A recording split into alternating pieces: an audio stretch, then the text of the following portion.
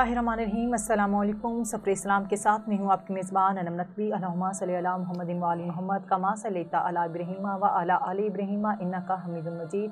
अल्लाहुम्मा बारिक अला मुहम्मदिन व अला आलि मुहम्मदिन कमा बारकता अला इब्राहीम व अला आलि इब्राहीम इन्नका हमीदुम मजीद। जैसा कि आपको पता है कि मुहर्रमुल हराम के हवाले से हमारे प्रोग्राम का सिलसिला जारी है और आज जो है शाम गरीबा का दिन है, दिन जो है शब आशूर का है।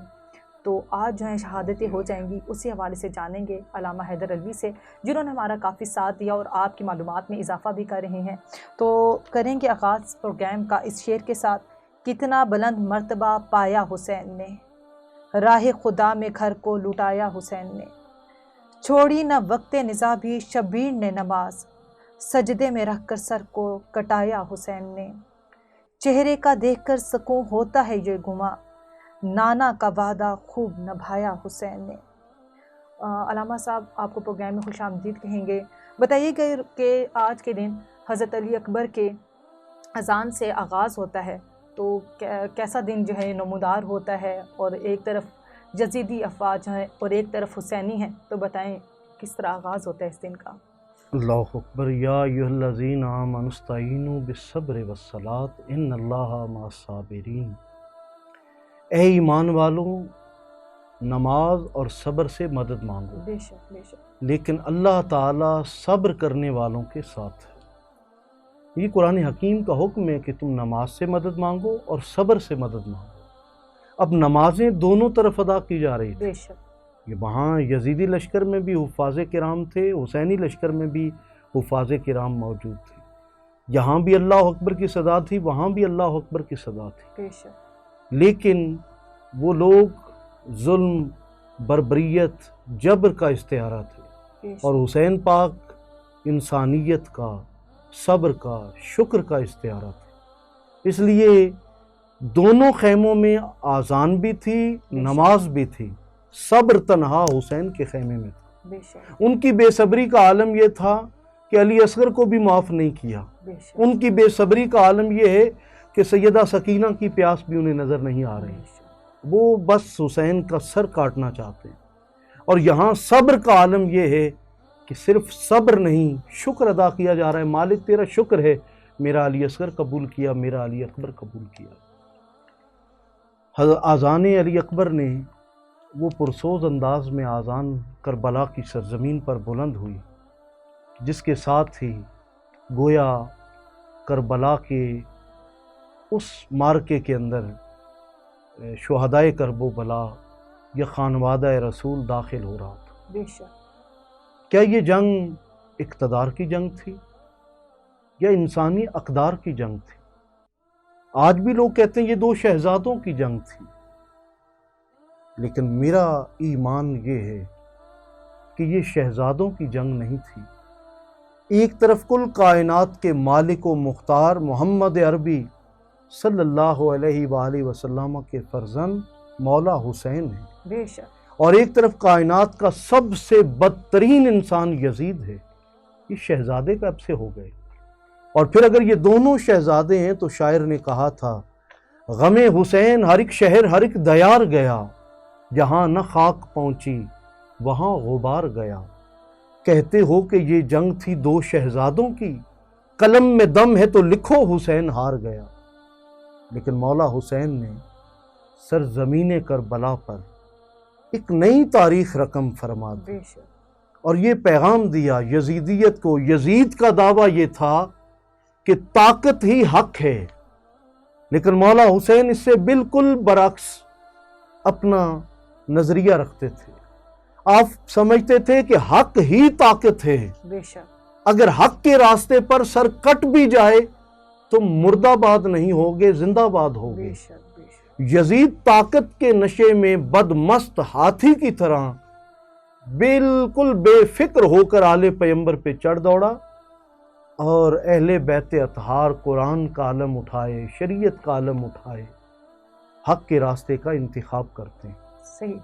और फिर ये महज एक आज़ान नहीं थी, करबला की सरजमीन पर आज़ान अली अकबर में के लहजे में ये पैगाम दिया जा रहा था, यजीद तू अकबर नहीं है, मेरे नाना ने اللہ اکبر کا پیغام دیا، بے شک اور ہم آج بھی اسی کو اکبر مانتے ہیں۔ بے شک بے شک اور جب اشہد ان محمد رسول اللہ کہا ہوگا تو پیغام دیا ہوگا یزیدی لشکر کو، تمہارے آباء و اجداد کا نام قیامت تک لینے والا کوئی نہ ہوگا، بے شک جن کے نام کی خاطر ہم قربانی دے رہے ہیں، قیامت تک دنیا بھر میں محمد عربی کی رسالت کی شہادت دی جاتی رہے گی۔ بے شک یہ آذان علی اکبر قیامت تک، جب تک آذانیں مسجدوں میں گونجتی رہیں گی، یہ آذان علی اکبر کا تسلسل ہے، اور یہ سلام پیش کیا جاتا رہے گا حضرت علی اکبر کی عظیم بارگاہ میں۔ یہاں پر وقت ہے ایک بریک کا، ملتے ہیں ایک بریک کے بعد۔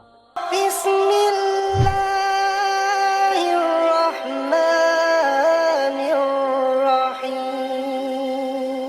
ایک بار پھر کہیں گے آپ کو خوش آمدید، اور پروگرام کے سلسلے کو آگے بڑھائیں۔ علامہ صاحب بتائیے گا، امام حضرت حسین علیہ السلام نے یزیدی افواد سے کیا خطاب کیا تھا، اس حوالے سے بتائیے گا۔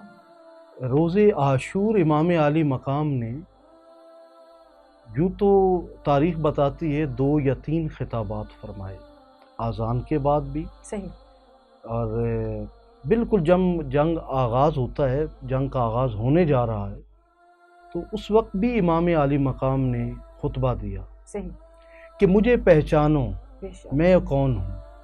سب سے پہلے اللہ کی توحید بیان کی، سبحان اللہ، اپنے بابا کی ولایت کو بیان کیا، پھر مولا حسین نے اپنی قرابت کو بیان کیا۔ مجھے پہچانتے ہو کہ میں وہ ہوں جس نے پیدائش کے ساتھ پہلی خوراک لعاب رسول کھائی بے تھی؟ شک بے شک، کیا مجھے نہیں پہچانتے ہو کہ رسول میری سواری تھے؟ کیا بھول گئے مجھے کہ میرے لیے رسول اللہ نے سجدوں کو طول دیا؟ کیا تم مجھے پہچان نہیں رہے کہ میں وہ ہوں جس کے لیے اللہ کے رسول نے اپنا خطبہ چھوڑ دیا تھا؟ سبحان اللہ، کیا مجھے نہیں پہچانتے ہو جس کے لیے آقا نے فرمایا تھا حسین منی ما انا من الحسین؟ کیا مجھے پہچاننے سے بھول گئے کہ جن کے لیے مصطفیٰ نے فرمایا تھا ان الحسن والحسین سیدہ شباب اہل الجنہ؟ کیا جنت کی آرزو تمہارے اندر نہیں ہے؟ سبحان تم نمازیں کیوں پڑھتے ہو، روزے کیوں رکھتے ہو، حج کیوں کرتے ہو، زکاتیں کیوں دیتے ہو؟ جس جنت کی آرزو میں سارے اعمال کر رہے ہو، اس جنت کا مالک تمہارے سامنے کھڑا ہے، مجھے بے شک، پہچانو۔ بے شک، بے شک، مولا حسین بار بار فرما رہے ہیں، میں چاہتا ہوں کہ مجھ سے لڑ کر تم جہنم کا ایندھن نہ بنو، میری خواہش ہے کہ تم جہنم کے اندر نہ جاؤ، لیکن بار بار تنبیہ کے باوجود یزیدی لشکر کی آنکھوں پہ مفادات کی وہ پٹی بندھی ہوئی تھی۔ اور یہ بھی تاریخ کا ایک باب ہے کہ وہ چاہتے تھے کہ ہمیں فلاں علاقے کا والی بنا دیا جائے گا، فلاں زمین ہماری ملکیت کر دی جائے گی، اتنے دراہم و دنانیر دیے جائیں گے۔ کسی بدبخت لعین یزیدی کا یہ مقدر نہیں ہوا، کسی کو کچھ بھی نہ ملا، بلکہ اللہ تعالیٰ کی طرف سے بھی عذاب، اور پھر بے پناہ قسم کے عذابات کا وہ شکار ہوتے چلے گئے۔ اور یزیدی لشکر نے اپنے چند ہی سالوں کے اندر یزید سمیت واصل جہنم ہو گئے۔ بے شک، لیکن کربلا کی سرزمین پر امام علی مقام، چونکہ آپ ہادی برحق تھے، بے شک، چونکہ آپ منصب امامت پہ فائز تھے، آپ چاہتے تھے میں رحمت للعالمین کا فرزند ہوں، میرے سبب کوئی جہنم کا ایندھن نہ بنے۔ بے شک، بار بار خطبات میں آپ نے انہیں قائل کرنے کی کوشش کی، لیکن اکثریت سوائے ایک کے، جس پہ انشاءاللہ ہم آگے چل کے جی، بات جی، کریں گے، جی، لیکن پورا لشکر جو ہے وہ یزید کے ان دیے ہوئے مفادات کے چکر میں مولا حسین سے لڑنے کو تیار کھڑا تھا۔ صحیح۔ علامہ صاحب بتائیے گا، ایسا کیا ہوا، ایسے کیا اسباب ہوئے کہ حر نے دوزخ سے جنت کا سفر کیا اور معافی مانگی مولا سے، اور جنت کے جو ہے حقدار بھی ٹھہر گئے؟ حر ایسا کیا ہوا؟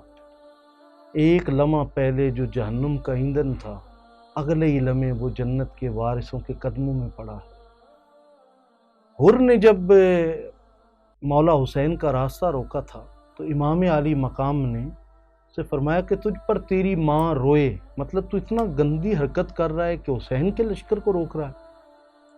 تو اس نے آگے سے جواب الجواب نہیں کیا، آگے سے وہی لفظ دہرائے نہیں، بلکہ اس کے اندر ایمان موجود تھا۔ اس نے کہا مولا، میں آپ کی والدہ کے لیے ایسا لفظ کا تصور بھی نہیں کر سکتا جو سیدۃ النساء اہل الجنہ ہے، بے شک جو تمام جنتی عورتوں کی سردار ہے، سیدۃ نساء العالمین ہے، میں ان کے لیے ایسا لفظ، وہ لمحہ ٹرننگ پوائنٹ تھا حر کے لیے۔ اور یہ جو رات شب عاشور بھی مانگی گئی، صحیح، ہمارا ایمان ہے کہ مولا حسین تو دلوں کے جو راز ہیں ان سے بھی باخبر تھے۔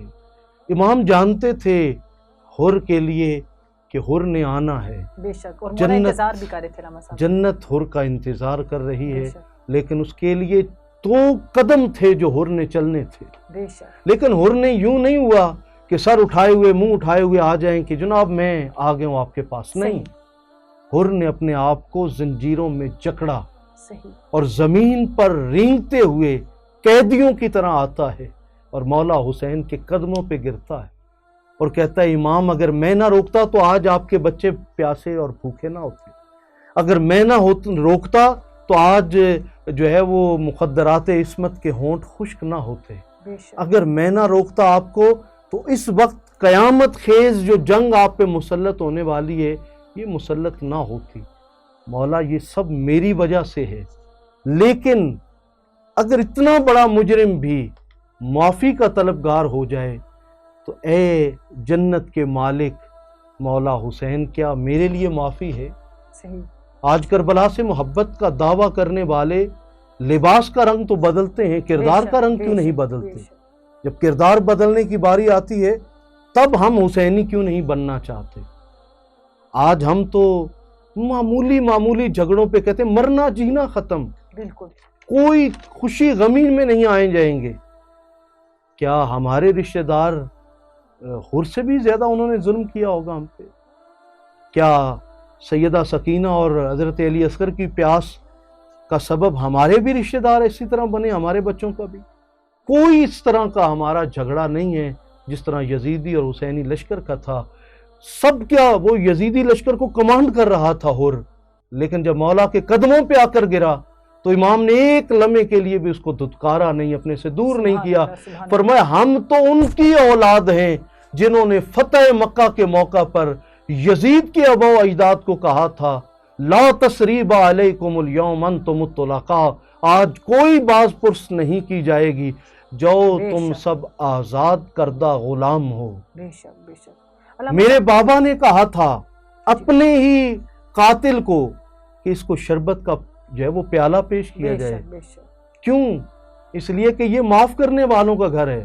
کہا یزید کی لشکر کے سپاہ سالار کو کہا مولا حسین نے اے حر اس لمحے بھی یزیدی لشکر کو چھوڑ کر حسینیت میں آنا تیرا کام ہے، نانا کی شفاعت لے کر دینا اور جنت کی ڈگری اور سند لے کر دینا یہ حسین پاک کا کام۔ یہ جگرا، یہ معاف کرنے کا ہنر، یہ اہل بیت اطہار ہی کا خاصہ ہے۔ بے شک، اہل بیت اطہار اپنے جانی دشمن کو بھی معاف کرنا اس کے اندر کبھی بھی پیچھے نہیں ہٹتے۔ آج بھی اس چیز کی امت کو اور انسانیت کو ضرورت ہے بے شک، کہ محض کربلا کا نعرہ نہ لگائیں، حسین کا نعرہ نہ لگائیں، حسینی کردار کو بھی اپنائیں۔ اگر ہم صرف اس ایک سبق کو حاصل کر کے زندگی اس کے مطابق گزاریں تو یقین مانی ہمارے یہاں تمام لڑائی جھگڑے ختم ہو جائیں اور ہمارے گھروں کو پھر سے ایک کہہ لیں جنت کا سا ماحول بن جائے۔ علامہ صاحب بتائیے گا کہ شہادت گاہ کا منظر کیا تھا جب حضرت حر جو ہیں لڑنے گئے، میدان جنگ میں گئے، تو اس کا منظر بتائیے گا۔ یقیناً کربلا کی سرزمین پر مولا حسین کے ساتھیوں نے جو جانثاری دکھائی، صبح قیامت تک عرش الہی بھی اس پر رشک کرے گا، سبحان اللہ، پروردگار عالم فرشتوں میں رشک کر رہا ہوگا، اور تمام انبیاء کرام کی دعوت کی حفاظت کربلا میں ہو رہی ہے، کیونکہ اب کسی اور نبی نے نہیں آنا تھا، کسی اور رسول نے نہیں آنا تھا، کسی نئی وحی نے نہیں آنا تھا۔ ناموس رسالت کا سب سے بڑا مقدمہ مولا حسین نے لڑا ہے، اور سب سے بڑی توہین رسالت کربلا کی سرزمین پر ہوئی۔ بے شک، ناموس رسالت کیوں؟ کلمے کی توہین ہو تو ناموس رسالت، قرآن کی توہین ہو تو ناموس رسالت ہے، نماز کی توہین ہو ناموس رسالت، حلال حرام کی تمیز کا فرق ختم کیا جائے تو یہ بھی ناموس مصطفیٰ کا مسئلہ تھا۔ مولا حسین نے اپنے نانا کے دین اور نانا کی ناموس کے لیے سب کچھ قربان کر دیا، اور یزید نے جس حسین پاک کے سر کو کاٹا وہ شبیہ مصطفیٰ تھا۔ اصحاب پیغمبر کہا کرتے تھے جب ہمیں رسول اللہ کی یاد ستانے لگ جاتی تھی، ہم مولا حسن اور مولا حسین کا سراپا دیکھتے تھے تو ہمیں حضور کی یاد تازہ ہو جاتی تھی۔ سبحان اللہ۔ یقیناً کربلا کی سرزمین تپتا ہوا صحرا ہے، 3 دن کی بھوک اور پیاس ہے، عقل انسانی حیران ہے، ماس خیموں کے اندر بیٹھے ہوئے افراد ہیں اور بعض کو خیمے بھی میسر نہیں تھے۔ ایسے میں کون سی جنگ لڑی جا سکتی ہے؟ اور جنگ کا عالم کیا ہے کہ جنگ کے اندر جو یزید پلید کی طرف سے فوج ہے اس کے پاس ہر طرح کا ہتھیار موجود ہے، اور مولا حسین تو جنگ کی نیت سے بھی نہیں نکلے تھے، بالکل ایسے ہی۔ ننھے منھے بچے اور خواتین ساتھ۔ بے شک۔ آپ کو سن کر حیرت ہوگی، اسلام کا مقدمہ، قرآن کا مقدمہ، کلمہ محمد کا مقدمہ لڑنے کے لیے اور وحی کا مقدمہ لڑنے کے لیے جس انسان کا اسلحہ استعمال ہوا ہے وہ مولا حسین کے بچپن کے ساتھی ہیں، حضرت جون رضی اللہ تعالی عنہ، جو اسلحے کا لین دین کیا کرتے تھے۔ وہ قریب سے کربلا کے قریب سے گزر رہے تھے۔ صحیح۔ کسی نے بتایا کہ آج آپ کے بچپن کے دوست مولا حسین پر مشکل وقت آیا ہوا۔ امام عالی مقام کے یہ جانثار دوست کربلا آتے ہیں، سارا اسلحہ مولا حسین کے قدموں میں رکھ دیتے، مولا میری طرف سے قبول فرمائیں۔ آپ نے فرمایا ہم صدقہ قبول نہیں کرتے ہیں، ہم اہل بیت اطہار پہ صدقہ حرام ہے۔ بے شک۔ حضرت جون عرض کرتے ہیں صدقہ کون دے رہا ہے؟ میں تو آپ کے بچپن کا دوست ہوں، میں صرف یہ اسلحہ نہیں آپ کے لیے پیش کر رہا، اپنی جان بھی پیش کر رہا ہوں۔ حضرت جون کو کلمہ نہیں پڑھایا تھا مولا حسین، جس طرح ہمارے ہاں زبردستی داخلے کی باتیں کی جاتی ہیں نا بالکل۔ اسلام میں، اور خارجہ کا کام تو اس سے بھی زیادہ تیزی سے جاری ہے کہ اس اسلام سے نکالنا کیسے۔ بالکل ایسے۔ مولا حسین نے کوئی کلمہ نہیں پڑھایا، وہ بلیور ہے، وہ حضرت سیدنا عیسیٰ علیہ السلام پہ ایمان رکھتا ہے، انجیل مقدس کو مانتا ہے۔ بے شک۔ مولا حسین نے اسے سینے سے لگایا۔ آج بھی 72 شہدائے کربلا میں حضرت جون رضی اللہ تعالیٰ عنہ کا نام موجود ہے، اور کوئی مسلمان انہیں رضی اللہ تعالی عنہ کے بغیر ان کا نام نہیں لیتا۔ اس کا مطلب یہ ہوا کہ اگر کوئی مسیح ہو، حضرت عیسیٰ کو ماننے والا، اگر محمد عربی کے نواسے کے نام پہ قربان ہو جائے تو وہ رضی اللہ تعالی عنہ ہے، اور اگر کوئی محمد عربی کا کلمہ پڑھنے والا ہو لیکن حسین اور حسینیت کے مقابلے میں آ جائے تو لعنت اللہ علی القاذبین ہے، وہ صبح قیامت تک لعنتی ہے۔ بے شک۔ یہ کربلا کا ایک عجیب منظر تھا کہ جہاں اسلحہ بھی استعمال ہو رہا ہے تو ایک مسیح کی طرف سے، اور پھر حر نے، اس کے بیٹے نے سب سے پہلے امام عالی مقام سے اجازت مانگی۔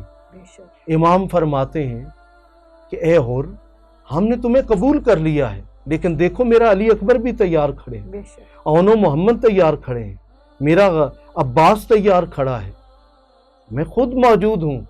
کیا ہماری شہادت سے پہلے آپ یہ منظر اور مقام حاصل کرنا چاہتے ہیں؟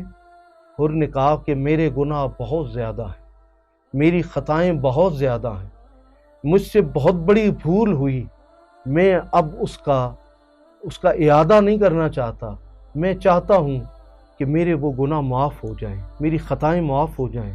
مولا وہ جو میں نے آپ کو روکا تھا، اپنے نفس کی ایسی ملامت کی حضرت حر نے کہ مولا نے انہیں اجازت دی، اور تاریخ انسانی بتاتی ہے کہ وہ تنہا اپنے بیٹے کے ساتھ نکلتے ہیں صحیح۔ اور یزیدی لشکر کی طرف جب جاتے ہیں تو یوں گاجر مولی کی طرح کاٹتے ہوئے جا رہے ہیں اور فرما رہے ہیں کہ میں اپنی جان جنت کے وارثوں کے قدموں پہ قربان کرنے کے لیے نکلا ہوں۔ سبحان اللہ، سبحان اللہ۔ یوں دنیا نے اور تاریخ انسانی نے دیکھا کہ جو ایک لمحہ قبل جانی دشمن اور جہنم کا ایندھن بننے جا رہا تھا، اگلے ہی لمحے وہ مولا حسین اور آل پیغمبر پہ قربان ہو کر جنت کا حقدار نہیں بن جاتا، بلکہ حر کے صدقے جنتیں تقسیم ہونے لگ سبحان جاتی ہیں۔ اللہ۔ علامہ صاحب، مختصراً امام حسین علیہ السلام کی شہادت کا ذکر کریے گا کہ کیا قتل گاہ میں کیسے وہ منظر کشی کریے گا۔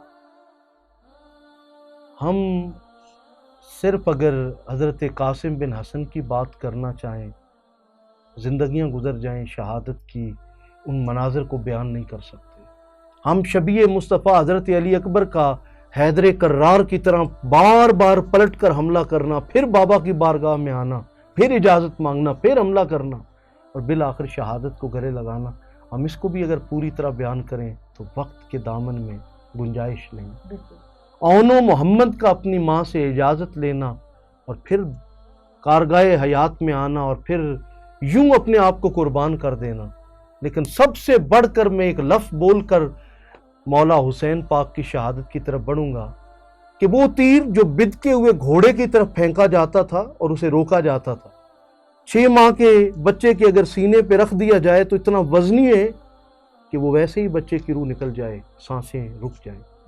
لیکن حرملہ نے وہ تیر پھینکا حضرت علی اصغر کو مارنے کے لیے، قتل کرنے کے لیے، شہید کرنے کے لیے۔ لوگ کہتے ہیں حضرت علی اصغر کو خبر نہیں تھی کہ تیر کھانے کے بعد میں نے رونا ہے یا ہنسنا ہے۔ بدبختو، یہ تمہاری کوتاہیاں اور کمیاں ہیں، یہ تمہاری عقلوں کا قصور ہے کہ تم کبھی نابالغ ہوتے ہو، کبھی بالغ ہوتے ہو۔ علی کے گھر کا بچہ ہو، جوان ہو یا بوڑھا ہو، تم ان کی عقلوں کا مقابلہ نہیں کر سکتے ہو، تم ان کی فطرت کا مقابلہ نہیں کر سکتے۔ وہ ہمیشہ معلم غیر معلم رہے ہیں، انہوں نے کل کائنات کو پڑھایا ہے، لیکن کسی سے وہ پڑھے ہوئے نہیں ہوتے ہیں، اللہ انہیں ان کی فطرت میں علم رکھتا ہے۔ یزیدی لشکر کھڑا ہے، حسین حضرت علی اصغر کی طرف تیر کو پھینک دیا گیا۔ جب تیر پیوست ہوتا ہے تو حضرت علی اصغر کے جو ہے وہ لبوں پہ مسکراہٹ آتی ہے۔ اس مسکراہٹ نے جتنا خوف اور دبدبہ یزیدی لشکر پر طاری کیا، شاید بڑی بڑی تلواریں بھی یہ فن نہ رکھتی تھیں جو حضرت علی اصغر کی مسکراہٹ نے یزیدی فوج کے اوپر دبدبہ طاری کر دیا۔ گویا علی کے گھر کا علی اصغر بھی علی ہی ہوتا ہے۔ وقت نے دیکھا کہ مولا حسین اپنے کندھوں پر ساری لاشوں کو اٹھا کر خیموں کی طرف لاتے رہے، اور ان میں ایسی لاشیں بھی تھیں کہ جن کی طرف جب توجہ جاتی ہے تو عقل حیران ہوتی ہے کہ حضرت علی اکبر جو شبیہ مصطفیٰ ہیں، ہم شکل رسول ہیں، بالکل جوان سال ہیں، جنہوں نے تو ابھی کہلے زندگی کی بہاریں دیکھنی، لیکن وہ بھی اپنے نانا کے دین کے اوپر قربان ہو جاتے ہیں، اور ایک باپ اپنے بیٹے کو اپنے کندھے پہ اٹھا کر لا رہا ہے جسے بڑے نازوں سے پالا ہے۔ آخر میں جب جانے کا وقت آتا ہے، آپ گھوڑے پہ سوار ہوتے ہیں، لیکن اس سے قبل سیدہ زینب کبریٰ سلام اللہ علیہا آتی ہیں، آپ کے ایک ازار باندھا جاتا ہے اور اس کو کمر کس کہہ لیجئے، وہ سیدہ زہرا سلام اللہ علیہا کی ردا کا ایک حصہ ہوتا ہے جس سے آپ کی کمر کو باندھا جاتا ہے۔ سر پر امامہ محمد عربی کا مولا حسین کے سر پہ سیدہ زینب کبریٰ خود سجاتی ہیں اور ہاتھ میں ذوالفقار حیدری تھماتی ہیں، گھوڑے پہ سوار ہو جاتے ہیں، اور گھوڑے کو جب مولا حسین ایڑ لگاتے ہیں تو گھوڑا چلنے کا نام ہی نہیں لیتا۔ آپ فرماتے ہیں گھوڑے رکنا تھا تو جب میرا علی اکبر جا رہا تھا تب رکتا، رکنا تھا تو جب میرا عباس جا رہا تھا تب رکتا، اگر رکنا ہی تھا تو میرا بھتیجا جب قاسم بن حسن جا رہا تھا تب رکتا، اگر رکنا ہی تھا تو جب اون و محمد گئے ہیں تب رکتا، میں بوڑھا ہوں، جوان گئے ہیں، تو رکا نہیں، اب تو رکا ہوا ہے۔ گھوڑے نے بار بار سر نیچے کر رہا ہے، دیکھا تو سیدہ سکینہ گھوڑے کی ٹانگوں سے چمٹی ہوئی اور التجا کر رہی، گھوڑے آگے نہ بڑھنا، میں نے سب کو جاتے دیکھا ہے، کوئی واپس نہیں آیا، میں تو اپنے بابا کے سینے پہ سر رکھ کے رات سوتی ہوں، بابا نہ رہے تو میں یتیم ہو جاؤں گی، پھر میرا کوئی پرسان حال نہیں ہوگا۔ پھر آپ نیچے اترتے ہیں، سیدہ سکینہ کو تسلی دینے کے بعد پھر گھوڑے پہ سوار ہو کر جب یزیدی لشکر کی طرف جاتے ہیں، جس طرف جاتے ہیں گاجر مولی کی طرح یزیدی سپاہیوں کو کاٹتے ہوئے جاتے ہیں۔ لوگ حیران ہیں اس عمر کے حصے میں کیا مولا حسین اس طرح بے جگری سے لڑ رہے ہیں؟ تب کہا جاتا ہے شیطان انسانی شکل میں یا یزیدی شکل میں یزید کے لشکر کے اندر شامل ہو کر کہتا ہے حسین کے قریب جا کر تم حسین کا مقابلہ کبھی بھی نہیں کر سکو گے، ساری فوج کٹ جائے گی، حسین کے مقابلہ تم نہیں کر پاؤ گے، اس لیے دور سے تیر پھینکو، دور سے نیزے بھالے پھینکو۔ اور بالآخر بعض کہتے ہیں کہ 70 زخم تھے اور بعض کہتے ہیں نہیں، وہ 700 سے زائد زخم مولا حسین کے وجود پر اور گھوڑے کے اوپر، گھوڑے نے بھی اپنے جسم کے اوپر اتنے تیر سہے برداشت کیے کہ وہ دونوں طرف سے یوں لگتا تھا جیسے اس کے پر نکل آئے ہوں، اور وہ پر اس کے اصل والے نہیں تھے، وہ یزیدیوں کی طرف سے پھینکے ہوئے تیر، نیزے اور بھالے تھے۔ انہیں دیکھ کر یہ لگتا تھا کہ یہ تو ذل جناح ہے، فقط جناح نہیں ہے بلکہ ذل جناح ہے، دو پروں والا ہے یہ تو۔ مولا حسین زمین پر تشریف لاتے ہیں، شمر لعین بدبخت چاہتا ہے کہ میں آپ کا سر کاٹوں، لیکن مولا حسین جو آیا ہے تطہیر میں لپٹے ہوئے تھے، آپ نے فرمایا کہ شمر بدبخت مجھے ایک سجدہ کر لے، مجھے میں مسافر ہوں، 2 رکعت ہی تو پڑھنی ہے۔ امام سجدے میں جاتے ہیں، شیطان پھر کہتا ہے جانتے ہو علی کے گھرانے کی یہ خوبی ہے کہ یہ سجدے سے طاقت اور قوت لے لیتے ہیں، اور اگر یہ سجدہ مکمل ہو گیا تو پھر تم حسین کا سر کبھی بھی نہیں کاٹ سکو گے، اس لیے سجدے میں سر کاٹ۔ سجدے میں سر کاٹنے کے بعد جب نیزے کی نوک پر لہراتے ہیں تو مولا حسین کے سر سے سورہ کہف کی آیات جاری ہیں۔ یوں آیات قرآنی تو کہتی ہیں وَلَا تَقُولُوا لِمَن يُقْتَلُ فِي سَبِيلِ اللَّهِ أَمْوَاتٌ بَلْ أَحْيَاءٌ وَلَٰكِن لَا تَشْعُرُونَ، جو اللہ کی راہ میں مارے جائیں انہیں مردہ نہ کہو، وہ زندہ ہیں، تم ان کی زندگیوں کا شعور نہیں رکھتے۔ کربلا نے یہ بتایا کہ زندگی شہید کی ہے کیا۔ اگر یہ کربلا نہ سجتا اور مولا حسین یوں کٹے ہوئے سر کے ساتھ قرآنی آیات کی تلاوت نہ کرتے تو شاید ہمارا ان آیات قرآنی کے اوپر اتنا پختہ ایمان نہ ہوتا۔ حسین پاک نے کٹے سر کے ساتھ اللہ کا ذکر کیا۔ یہاں ایک نقطہ بیان کر کے ہم اپنی گفتگو کو سمیٹتے ہیں۔ پروردگار عالم کا یہ وعدہ تھا فَاذْكُرُونِي أَذْكُرُكُمْ، جیسے تم مجھے یاد کرو گے میں تمہیں یاد کروں گا، تم تنہائی میں مجھے یاد کرو گے میں تنہائی میں تمہیں یاد کروں گا، تم کرسی پہ بیٹھ کر مجھے یاد کرو گے میں عرش الہی پہ بیٹھ کر تمہیں یاد کروں گا، تم انسانوں میں بیٹھ کر مجھے یاد کرو گے میں فرشتوں میں تمہیں یاد کروں گا، جس طرح تم میرا ذکر کرو گے میں ویسے ہی تمہارا ذکر کروں گا۔ مولا حسین نے سر کٹا کے نیزے کی نوک پر سر لہرا کر رب کا ذکر کیا، چیلنج کیا مالک اب ذرا آ تو بھی ہمارا ذکر ایسے فرما۔ پروردگار عالم نے فرمایا حسین میں موت سے پاک ہوں، میں سر کٹا کے تیرا ذکر تو نہیں کر سکتا، اتنا وعدہ کرتا ہوں میں موت سے پاک ہوں، حسین آج کے بعد مرنے تمہیں بھی نہیں دوں گا۔ صبح قیامت تک سر کٹا ہوا ہے، جسم کے اوپر تیز ترین اس وقت کے سرخ یمنی گھوڑوں کے ساتھ اور اونٹوں کے ساتھ جو ہے وہ آپ کے جسم کا مسئلہ کر دیا جاتا ہے، ہڈیاں ٹوٹ جاتی ہیں، لیکن یزید کو کیا ملا؟ اتنا ظلم ڈھانے کے بعد بھی ہمیشہ تلوار ہی غالب آتی ہے، لیکن کربلا نے دھارا بدلا، خون غالب آ گیا۔